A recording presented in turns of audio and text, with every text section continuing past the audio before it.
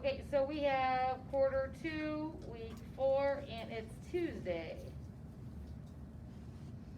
So number 1 says, the isosceles triangle to the left, in the isosceles triangle to the left, find A and B if you knew the perimeter was 20x plus 35. So first of all, how do I find perimeter of anything? Anybody? You add up all the sides. So perimeter on this would be side 1 plus side 2 plus the base. Okay? So, and side 1 and side 2 on an isosceles triangle, they're going to be the same length. Okay? So I am going to say there are 2, this side right here, ax plus 9. There's 2 of those. So 2 times ax plus 9 plus the base, and I look over here on my sheet and I find the base is 4x plus b. Now, that all has to equal, and it's telling me it needs to equal the perimeter of 20x plus 35. Did any of you get it set up like this? Did any of you put ax plus 9 plus ax plus 9 plus 4x plus b? That's also fine. Because you're going to be at the next step, because now I have to actually do the distributive property here, right? So now I have 2 times ax plus, and then I do 2 times 9, which is 18. Bring everything down, and it's plus 4x plus b equals 20x plus 35.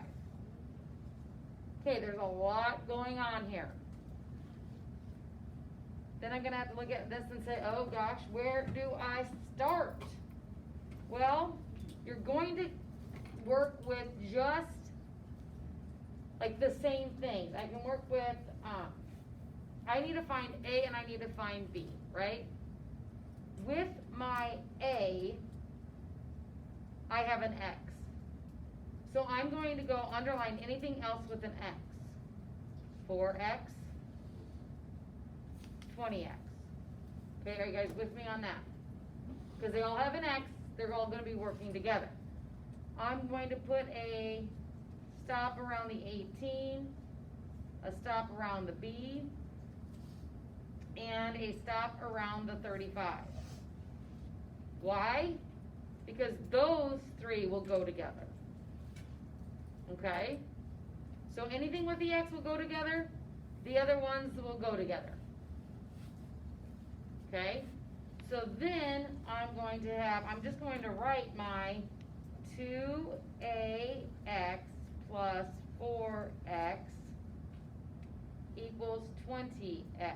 Are you guys with me on that? I just put them together in the same order. So I'm leaving out the ones that I have boxed.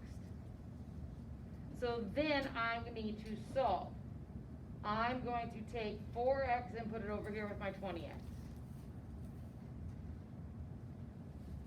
And that's just adding the additive inverse. So now I have 2ax equals 16x. I should see a lot of everybody writing. Then I divide by what? 2. Divide by 2.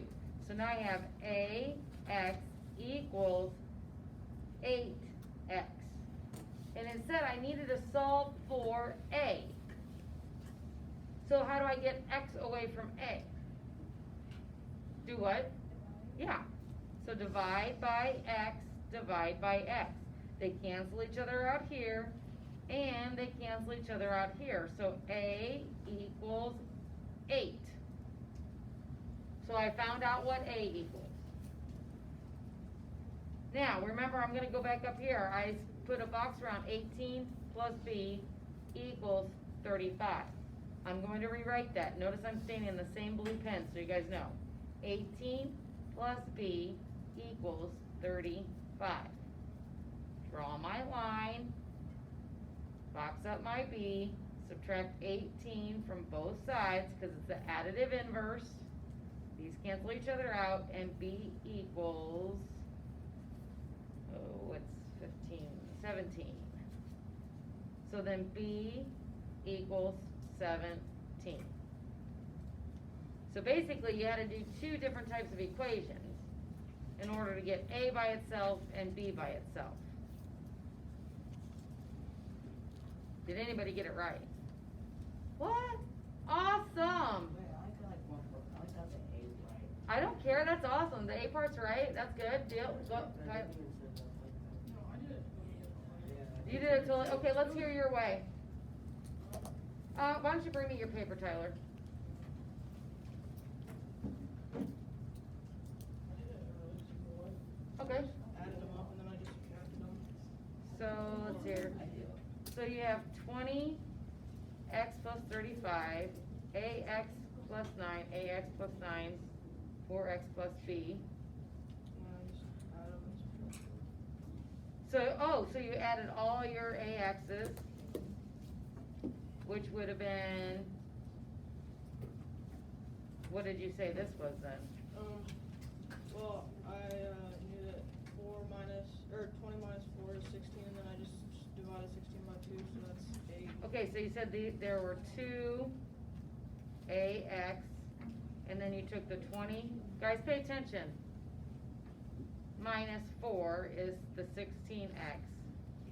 So then then you divided by 2, right? And then a equals 8x, and then you divide it by the x again. Okay? I did the same thing with the B. So B, you said that these were 18, and then you just did 35 minus 18, which is the same thing, 17. You're essentially doing the same thing, but you're going to want to know how to do it like that. But yeah, excellent, awesome. Anybody do something else? I did 50. Okay? Good deal. Alright, let's go on to one that you should have been able to do. Number 2. K over 3 minus 2k plus 4 equals 10. Draw my line, right? I need to combine my k's because they are on the same side of the equal sign. This is like 1/3 k, correct? So I've got a negative 2 and a positive 1/3. So I take 2, a negative 2 plus 1/3. Well, one's negative, one's positive, so I need to subtract. So the 2 becomes a 1, and this becomes 3/3. So now I have 1 and 2/3, but it's negative. So I've got a negative 1 and 2/3 k plus 4 equals 10. Subtract 4 from both sides. So I'm left with a negative 1 and 2/3 k equals 6. Alright? Now, how do I get rid of k? How do I get k by itself? Divide, but I can't divide until this becomes an improper fraction. So 1 times 3 is 3, 3 plus 2 is 5, so I've got a negative 5/3 k equals 6. When you divide fractions, it's like multiplying by the reciprocal, because then these cancel each other out.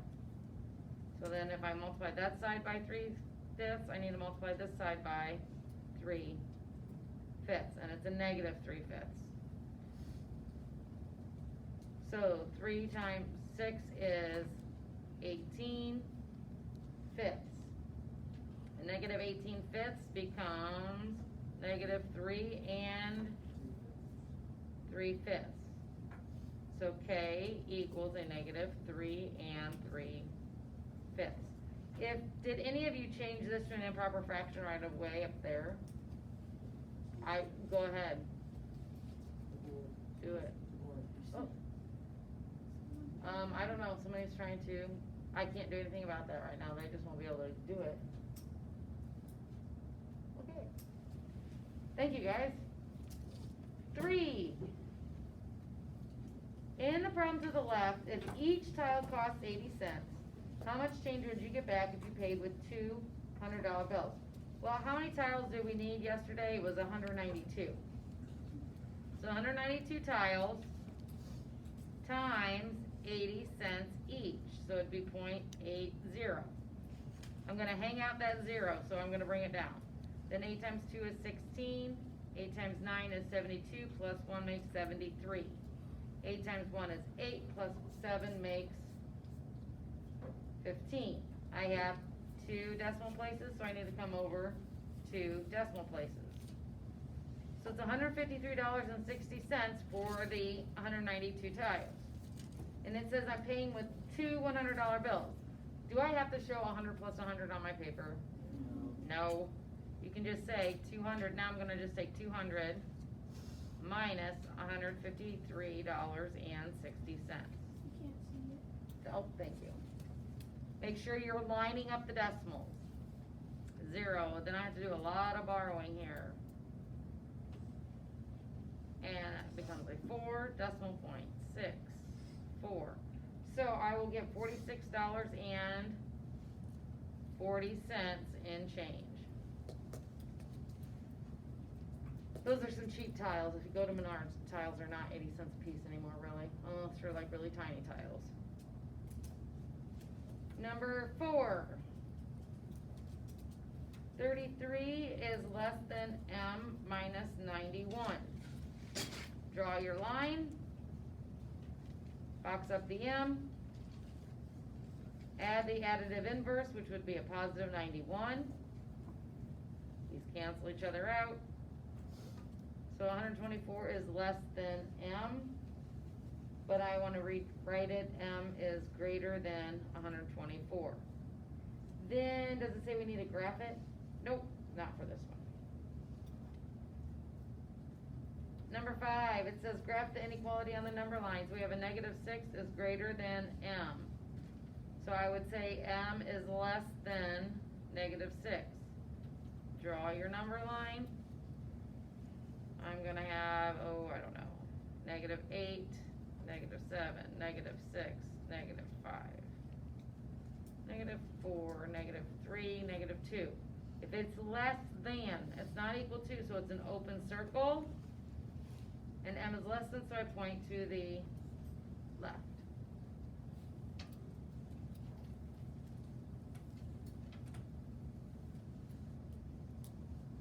Six says to write an inequality to represent the phrase, the sum. So sum means I am doing what? Addition.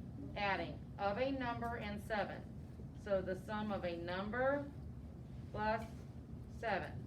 Could I have 7 plus n? Yes, doesn't matter. So the sum of a number and 7 is no more than 53. So it has to be less than or equal to 53, because it can't not be anything more. It can be that, but it just can't be anything more. 7, what is a unit rate? So unit, you guys need to write this down. Unit rate is, and you're gonna say cost per movie, and then you're gonna write cost over movie, because that's how you're going to set up the fraction. Now, when I look at this, does it matter which cost and movie I take? No. It makes no difference at all. So I'm just gonna do, the cost is 11 and the movies are 4. So I'm gonna do, the cost is $11 per 4 movies. Then to find that, I take 11 divided by 4. 4 goes into 11 twice. 3 left, add your decimal, bring it up. Add your 0, bring it down. 4 goes into 30. How many times? 7, which is 28. 2 left, add a 0, bring it down. Goes in there 5 times. So the cost per movie is $2.75. If your decimal doesn't end exactly, you at least need to go to the thousands place to round to the nearest cent, which is the hundreds place. Number 8, There are 57 M&Ms in a standard size bag at 240 calories per bag. How many calories is it per M&M? So it's how many, so I want calories per M&M. So it'll be calories over M&Ms. Okay? So it says there are 240 calories per bag, and there's 57 M&Ms in the bag. So then I take 240 divided by 57. Oh, wait. Yeah. So then I do 57 goes in there 4 times, which is 228. Bless you. 12 left. Add a 0. Bring it down. When I added that 0, don't forget your decimal. And then 57 goes on 120 about 2 times, which